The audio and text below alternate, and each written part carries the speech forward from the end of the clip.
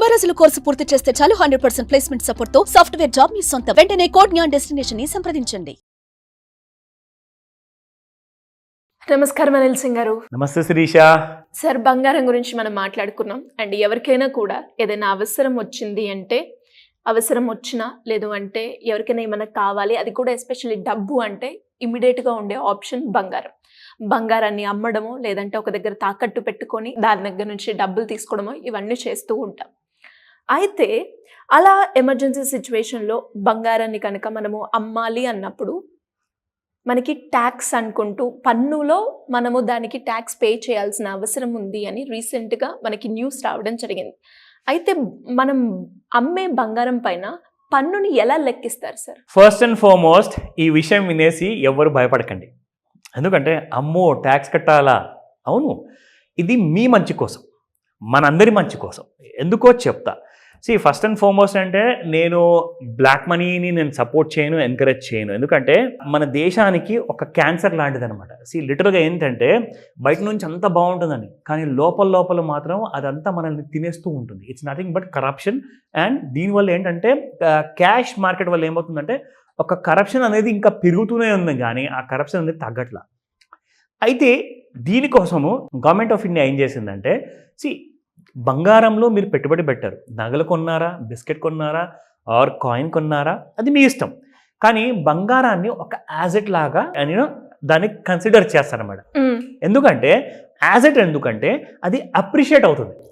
మీరు ప్లాట్ కొంటారు, రేట్స్ పెరుగుతాయి.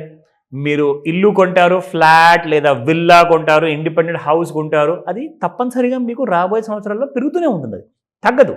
ఇప్పుడు కార్ కొన్నారు, కార్ రేటు తగ్గుతుంది. అంటే మీరు ఒక 10 లక్షలు పెట్టి కారు కొన్నారు, అది ఒక 5 సంవత్సరాల తర్వాత 1,00,000 కూడా అమ్ముడుపోదు. అయినా కానీ దాని మీద ట్యాక్స్ కడుతున్నారు కదండి. సో పెరిగే వాటి మీద ట్యాక్స్ కట్టడంలో తప్పేముంది అని చెప్పండి.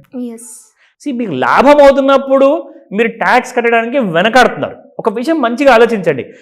ఏదైతే వస్తువు మీరు ఒక మొబైల్ ఫోన్ కొన్నా, ఒక కార్ కొన్నా, ఒక వాచ్ కొన్నా, ఏది కొన్నా కానీ అది డెప్రిషియేటింగ్ ఐటమ్. అయినా కానీ నాకు చాలా ఇష్టం ఈ కార్ అంటే, నాకు చాలా ఇష్టం ఈ వాచ్ అంటే, ఐఫోన్ అంటే పడిదేస్తారు. మరి వాళ్ళందరికీ కూడా ఇలాంటి డెప్రిషియేటింగ్ ఐటమ్స్ మీద ట్యాక్స్ కట్టి మరీ వస్తువు కొనడానికి వస్తుంది. అమ్మేటప్పుడు కూడా ట్యాక్స్ కడతారు. 1000 రూపాయల ఫోన్కి కూడా, ఒకవేళ సెకండ్ హ్యాండ్ ఫోన్కి 1000 రూపాయలు వస్తుంది అనుకోండి క్యాష్, మీరు దానికి కూడా ఒక 10 రూపాయలు 20 రూపాయలు ట్యాక్స్ కడుతున్నారు. కానీ అలాంటప్పుడు మీకు ఇబ్బంది లేనప్పుడు గోల్డ్ కొన్న తర్వాత, డైమండ్స్ కొన్న తర్వాత, జ్యువెలరీ కొన్న తర్వాత మీకు ప్రాఫిట్ అవుతుంది కదండి. మరి నవ్వుకుంటూ ట్యాక్స్ కట్టచ్చు కదా మనం, అవునా కదా? అందరూ నిజంగా అంటున్నాను, ప్లీజ్ డోంట్ మిస్అండర్స్టాండ్. భారత ప్రభుత్వం ఏదైతే మన కోసం ఆలోచించిందో అది మన కంట్రీని గ్రో చేయడానికి, మన ఇన్ఫ్రాస్ట్రక్చర్ కానివ్వండి, మన kind of entire railway lines కానివ్వండి, ఎయిర్పోర్ట్స్ ఉన్నాయి, రోడ్స్ ఉన్నాయి. ఇవాళ మనం ట్రావెల్ చేస్తున్నాం, ప్రతి చోటుకి మనం ఈజీగా వెళ్ళగలుగుతున్నాం అంటే దేనివల్ల అండి? It is all because of our tax money. Of course కొంతమంది మన డబ్బు తినేస్తూ ఉంటారు, అదేదో టిప్ వేసినట్టుగా మనము మర్చిపోవాల్సి వస్తుంది. ఎందుకంటే ప్రభుత్వం దానికోసము ఒక యాంటీ కరప్షన్ బ్యూరో పెట్టింది, సిబిఐ ఉంది. వీళ్ళందరూ వీళ్ళ పనులు చేసుకుంటూ పోతారు. ఒక విషయం గుర్తుపెట్టుకోండి, ఎవరు కూడా తప్పు చేసిన వాళ్ళు ఈజీగా ఉండలేరు, అంటే ఒక సీక్రెట్ లైఫ్ గడిపించలేరు. వాళ్ళు ఖచ్చితంగా ట్యాక్స్ నెట్లోకి వస్తారు. మీరు కూడా ఒకవేళ ఈ రోజే ఆ ట్యాక్సేషన్ పద్ధతిని మీరు అడాప్ట్ చేసుకుంటే మీకు ఎలాంటి అడ్వాంటేజ్ ఉంటుందంటే నేను మీకు చెప్తా. ఫర్ ఎగ్జాంపుల్, ఒక మెడికల్ ఎమర్జెన్సీ వచ్చిందండి, మీరు ఏదో ఆ ఉన్న నగలు కాస్త ఇమీడియట్గా అమ్మేసేసి మీరు హాస్పిటల్లో బిల్ కట్టాలంటారు. ఒక 1,00,000 రూపాయలు 2 లక్షలు అయింది.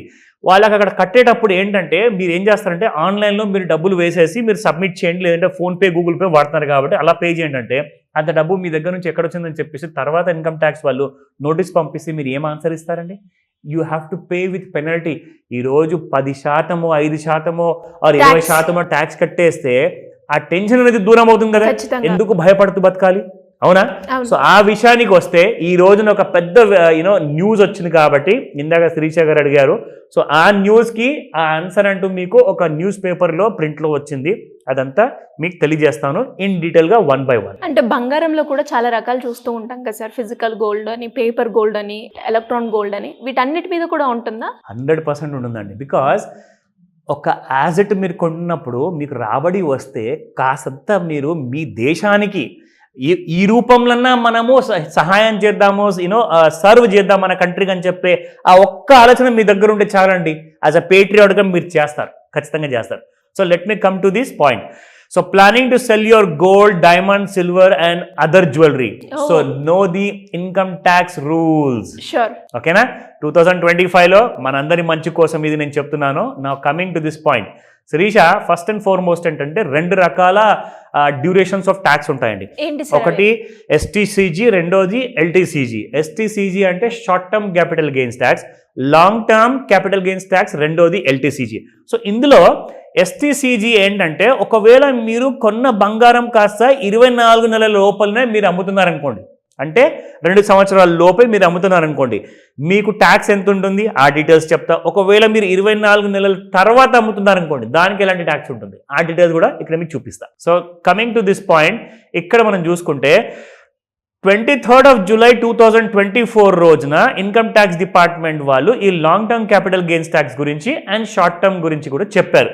అదేం చెప్పారంటే, ఒకవేళ మీరు కడుతున్నారనుకోండి at a tax rate of around 20% indexation before 23rd of July, అంటే 23వ తేదీ జూలై నెలలో, ఒకవేళ జూలై నెలలో మీరు 23వ తేదీ ముందే అమ్ముతున్నారనుకోండి, గత సంవత్సరంలో అమ్మారనుకోండి, మీకు ఈ 31st మార్చ్ తర్వాత ఎప్పుడైతే మీరు ట్యాక్స్ ఫైలింగ్ చేస్తారు కదా, అది 20%తో కట్టాలి.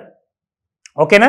నా ఇక్కడ వస్తే మీరు ఆఫ్టర్ 23rd తర్వాత అది వేరే రూల్ ఉంటుంది. ప్రస్తుతానికైతే బిఫోర్ 23rd ఒకవేళ long term capital gains tax అంటే 2 ఇయర్స్ తర్వాత అమ్ముతున్నారనుకోండి, అప్పుడు మీకు 12.5% మీకు ట్యాక్స్ కట్టాల్సి వస్తుంది. ఒకవేళ 2 సంవత్సరాల లోపు కడితే మీరు ఖచ్చితంగా 20% కట్టాల్సింది ఒకవేళ అమ్మితే. నా coming to the other part, ఇక్కడ మనం చూసుకుంటే శిరీష, ఒక ముఖ్యమైన గమనిక ఏంటంటే, మీరు ఇక్కడ ఎలా ట్యాక్స్ సేవ్ చేసుకోవాలి ఆ ఐడియా కూడా చెప్తా. ఆప్షన్ కూడా ఉందా? ఎస్, ఆ ఆప్షన్ కూడా ఉంది. ఎలా సార్ అది? ఎస్, ఇప్పుడు మనం అందరం కూడా మన ఇంట్లో ఇప్పుడు మ్యారీడ్ అయిన వాళ్ళు కానివ్వండి, వైఫ్ వాళ్ళ పేరెంట్స్ ఉంటారు, లేదంటే సొంత పేరెంట్స్ ఉంటారు. ఎవరన్నా 60 ఏళ్ళు దాటారనుకోండి, మీకు యాన్యువల్ గా 2.5 లక్షల వరకు ట్యాక్స్ రిబేట్ వస్తుంది. గ్రేట్. సో అందులో ఆ టైంలో సీనియర్ సిటిజన్స్ కి ఆప్షన్ ఉందని. ఎగ్జాక్ట్లీ. సో మనం ఏం చేయొచ్చు అంటే, మన తల్లి తండ్రి పేరు మీద అమ్మొచ్చు, లేదంటే mother in law father in law అంటే వాళ్ళ పేరు మీద అమ్మండి, లేదంటే మీకు నాయనమ్మ ఉన్నారా అమ్మమ్మ ఉన్నారా వాళ్ళ పేరు మీద అమ్మండి. So you will save money. That's a beauty of paying taxes. దీనివల్ల ఏమవుతుందంటే, you are getting into a white area అనమాట. అంటే ఎక్కడైతే గ్రే ఏరియా ఉండదో, మీరు ఒక మంచిగా ట్యాక్స్ ట్యాక్సేషన్ కట్టే పర్సన్ ఉన్నారనుకోండి, మీకు రెస్పెక్ట్ ఉంటుంది సొసైటీలో. అట్ ద సేమ్ టైం మీరు గర్వంగా చెప్పుకోవచ్చు, నేను నా దేశానికి ఆ అభివృద్ధిలో నేను తోడ్పడుతున్నానని చెప్పేసి. ఓకేనా? నా coming to this point. So ఇక్కడ మీరు చూడండి, జనరల్ కేటగిరీలో శిరీష మీకు 60 ఇయర్స్ కంప్లీట్ చేసిన వాళ్ళకి 2.5 లక్షల వరకు సబ్సిడీ ఉంటుంది, ట్యాక్స్ రిబేట్ ఉంటుంది. ఎవరైతే 80 ఏళ్ళు దాటారో వాళ్ళకు దాదాపు 5 లక్షల వరకు ట్యాక్స్ రిబేట్ ఉంటుంది. సో దట్స్ అ బ్యూటీ అనమాట. ఇందులో మీరు చూసుకోండి, క్యాపిటల్ గెయిన్స్ ట్యాక్స్ విషయానికి వస్తే నేను ఒకటే మాట చెప్తాను, బేసిక్గా స్టాండర్డ్ రూల్స్ని ఫాలో అవ్వండి. లేదంటారా, ఎవరిదైతే ఇన్కమ్ మోర్ దెన్ 7 lakhs ఉంది, మోర్ దెన్ 10 lakhs ఉంది అనుకోండి, వాళ్ళు ఖచ్చితంగా ఒక చార్టర్డ్ అకౌంటెంట్ హెల్ప్ తీసుకుంటే మీ సీఏ మీకు గైడ్ చేస్తారు. అకార్డింగ్లీ గోల్డ్ కొన్న తర్వాత, ప్రాఫిట్ వచ్చిన తర్వాత ఖచ్చితంగా కొంచెం ట్యాక్స్ ప్రభుత్వానికి పే చేయండి, మన కేంద్ర ప్రభుత్వానికి, మన రాష్ట్ర ప్రభుత్వానికి. ఒకవేళ అవసరమైతే కూడా ఖచ్చితంగా మీరు you will be called as one of the patriotic Indians. So ఆ మాటని మీరు చెరసావిస్తారని చెప్పేసి ఆ నమ్మకంతో ఈ ఎపిసోడ్ ఈరోజు మనం చేయడం జరిగింది Sirisha. So I hope everybody will come forward. Sure sir. Thank you so much. Welcome Sirisha.